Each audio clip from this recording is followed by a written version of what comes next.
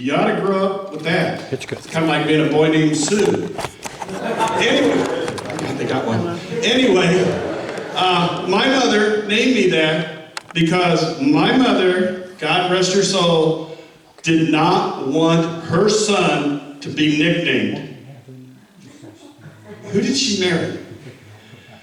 Anyway, because of my mother, I fought being called Smitty all the way through high school. And I mean literally, you call me Smitty in high school, you're going to scuffle. Don't matter how big, we're going to scuffle. Not good. My mother called me Lyndall, and when she was mad, the infamous Lyndall Eugene. So that was it. That was my name. I went to the Marine Corps. Guess what? Same thing. Drill instructors, they didn't have to worry. It was either puke or maggot or something like that, so they didn't get into this Smitty stuff. Other guys, no. My name was Private Smith or Lyndall. Okay, go to Vietnam.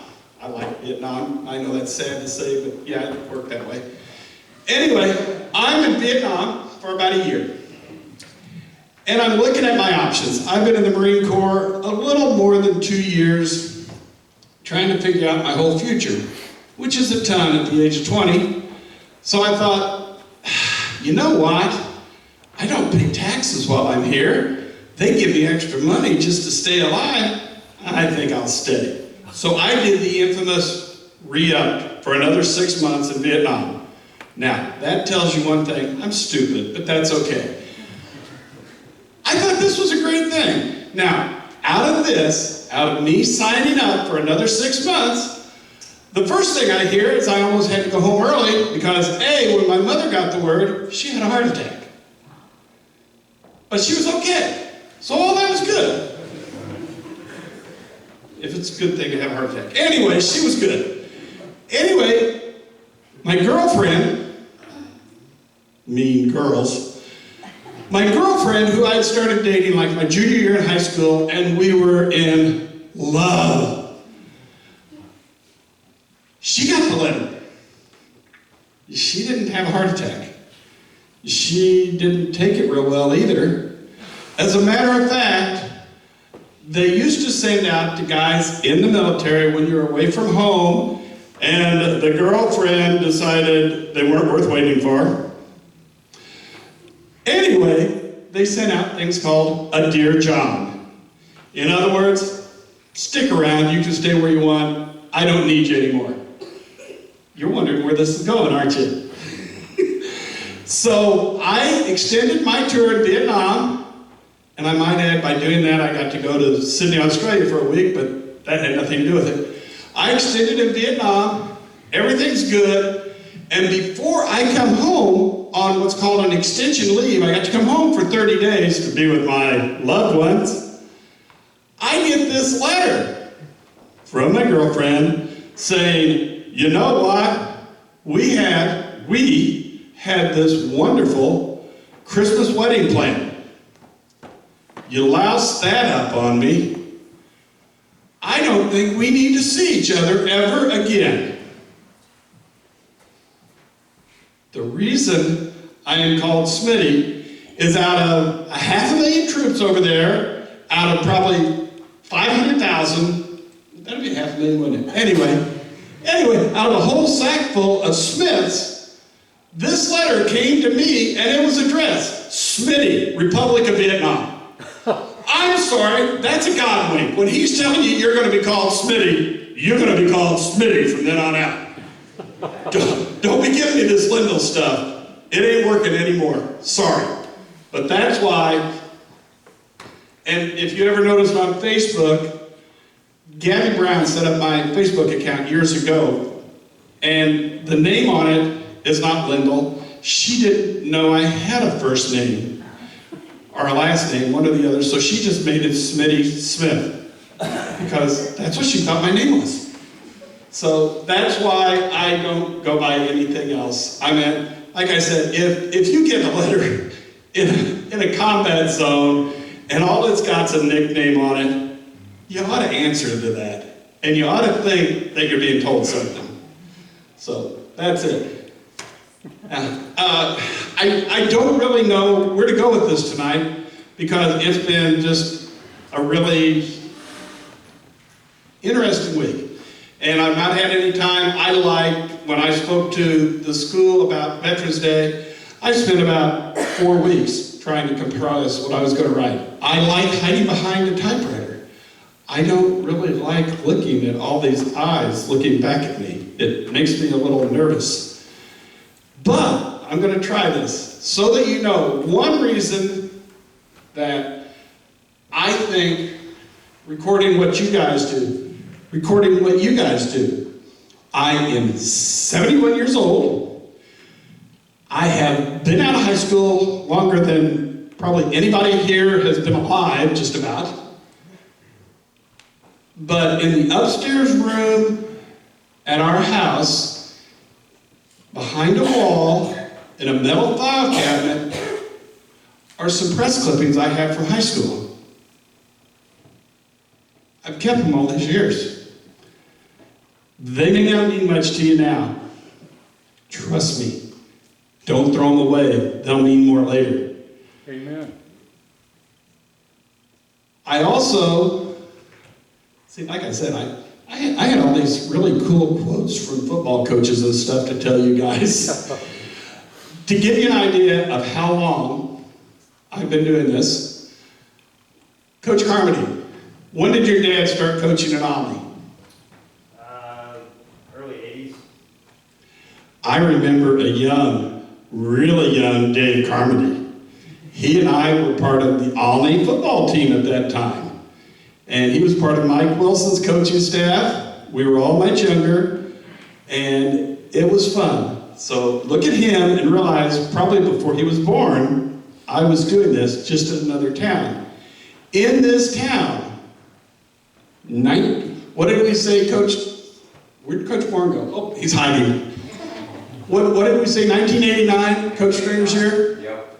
1989 was the first year Florida made the playoffs. I have chronicled every playoff game since then. Nice job.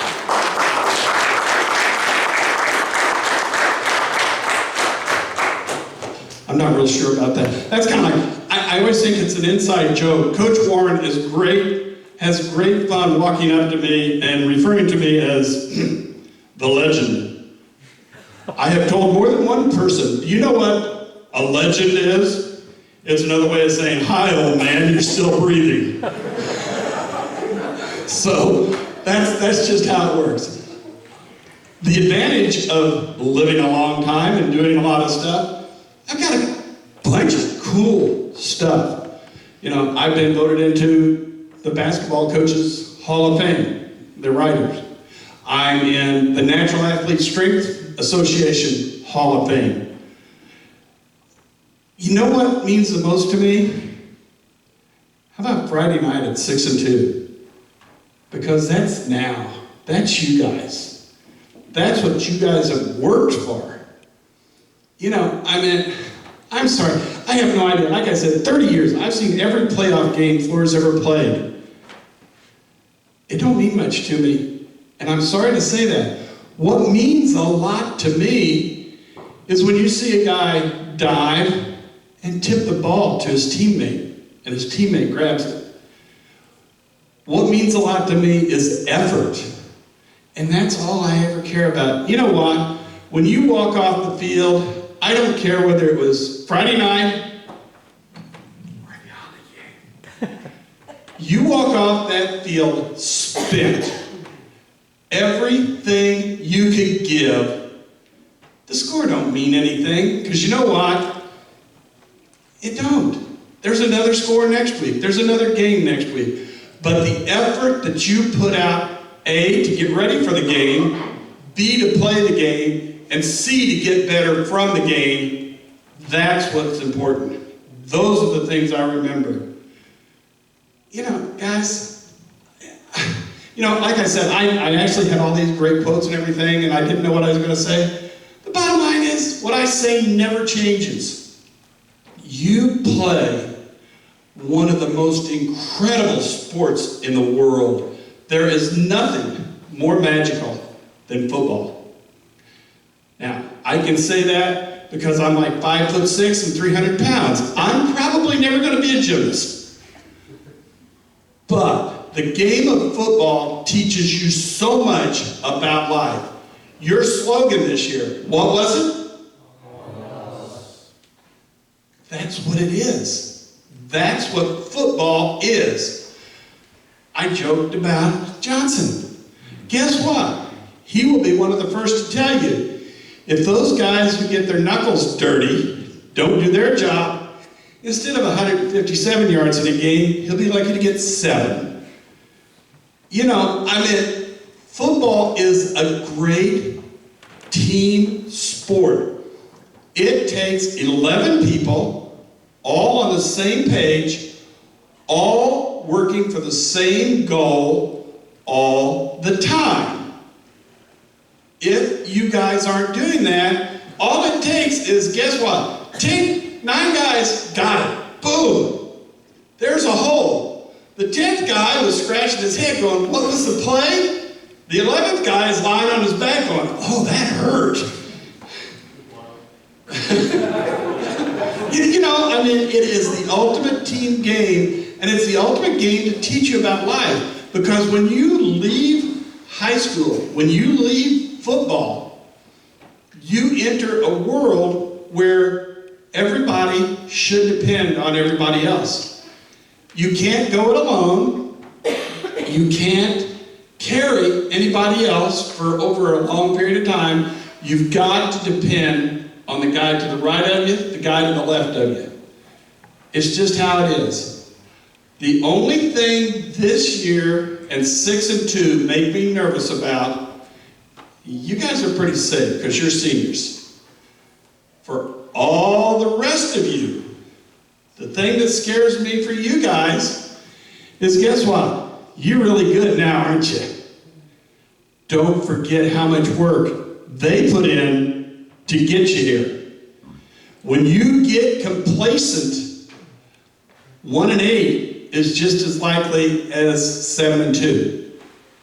You've got to pick up right where they left off, and you take what, like a month off after the season, coach, and then you start back in the weight room? Yeah. If you don't go back there, if you're not in a winter sport and you don't go back to the weight room and that first day start applying yourself, guess what? You're not all in, and it's not all about us. It's all about you, because you're taking an easy route. Easy routes never get you anywhere. And like I said, I wish I had my computer here because it would make this so much better. But when I tell you that I really believe in the effort more than the outcome, before I left for Vietnam, maybe the reason I left, I don't know, we played 9-man, full contact, full pad football at Camp Pendleton. Now, when I was in junior high, I was a quarterback. When I got to high school, I moved a little closer to the line. When I got to the Marine Corps, I was a center. Ooh, you know, I mean, come on now. Where's the glory in that? But I practiced hard, I tried as hard as I could, and I realized how hard trying was over winning on a day that was like, I know it was 11,000 degrees, but I think the temperature probably said it was like 80.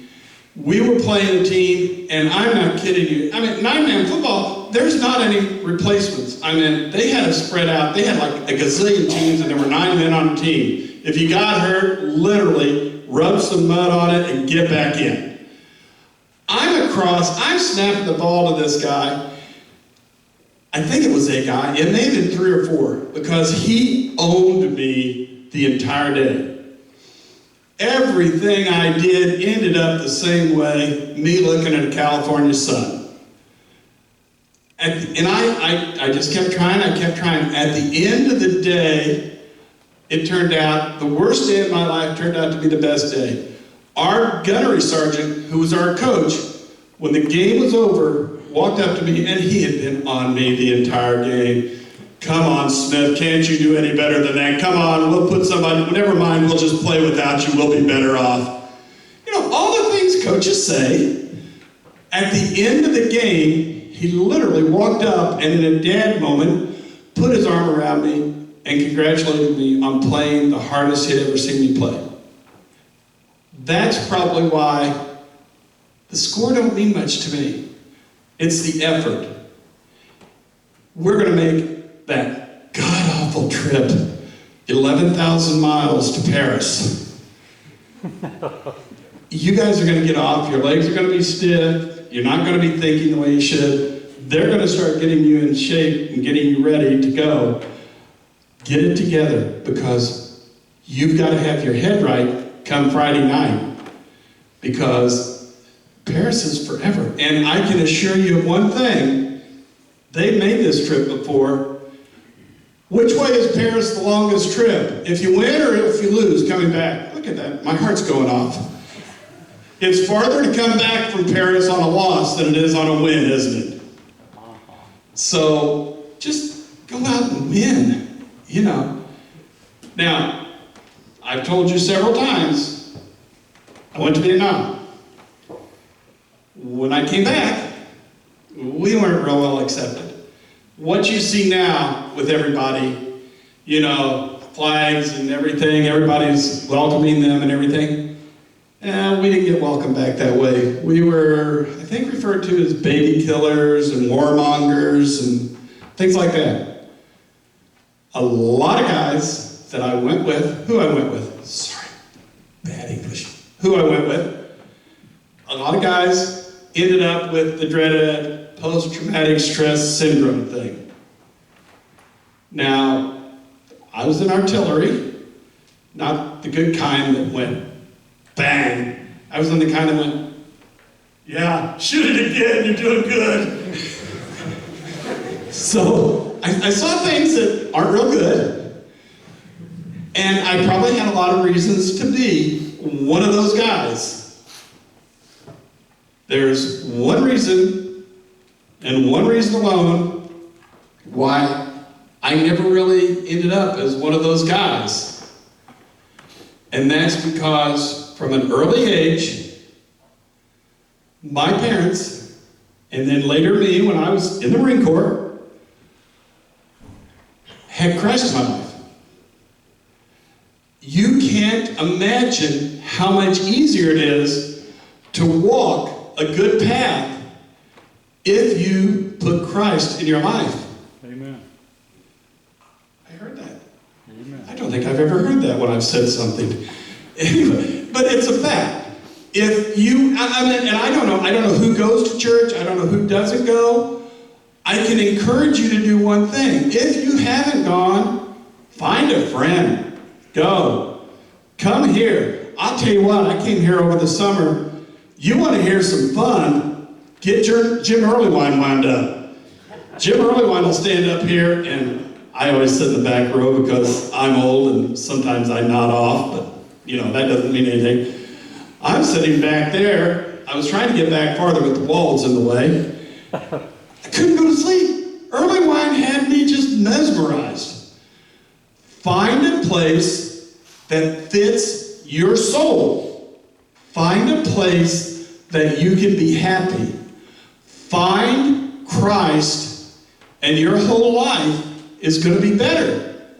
Amen. I could have very easily been one of the guys that crawled up on a tower and thought, I got paid to do this, so they won't do anything to me. I could have been one of the guys that crawled in a bottle and said, oh my God, I did that and I can't ever get over it. And I'm not saying that's bad for the guys that couldn't. I'm saying, I have a friend. I have a very good friend who was of all things, sniper in Vietnam. Now this is a guy that led a rough life. This is a guy that would look you in the eyes and then pull the trigger. He had a hard time adjusting. I talked to him and tried to help him. The one thing I found out is this friend of mine who can't get past what happened to us 50 years ago is a devout atheist. Ooh. All this is on him. Everything I did there was taken care of at the cross. So, I'm sorry, I know you guys are all perfect, right? Say yes. She's perfect. She's a Methodist. I know her. Anyway, you guys, you're going to stub your toes someplace along the way. How bad you stub it determines how badly you're going to need Christ in your life. So, I don't know. The coaches know how to get you ready for the game. I'm not here to get you rah-rah. Like I said, I have some really cool things here. Oh, look. I just got a text from the volleyball team. Imagine that. Modern stuff. It used to be they had to fax that in the next morning from school. Anyway, listen to what the coaches have to say. They probably got 50 hours in already looking at stuff, and they're going to tell you what to do. Do what they say. But I thoroughly encourage you, it don't matter what happens on Friday night, on Sunday morning, find a place like this. Find a place to lay whatever bothers you. And you guys go through so much more than we did as kids. Amen. We thought we had it bad. Trust me, I couldn't even begin to think of what you guys go through. There's so much. You guys need Christ in your life more than us old people ever thought of, because you guys have challenges ahead of you that we're never going to be able to understand. You're probably not going to be able to come to any of us and say, well, this happened, what do I do? I don't know. And if you come to me, just so you know, I've got a pat answer. If you come to me with a major problem, I've got one answer. Go see your trainer. She's got all the answers anyway. I better never get hurt. Anyway, do you have any questions? I'm better with questions than I am with speaking. And like I said, I really apologize that I didn't have time to sit down and type all this out, because I really am better when I type than when I talk.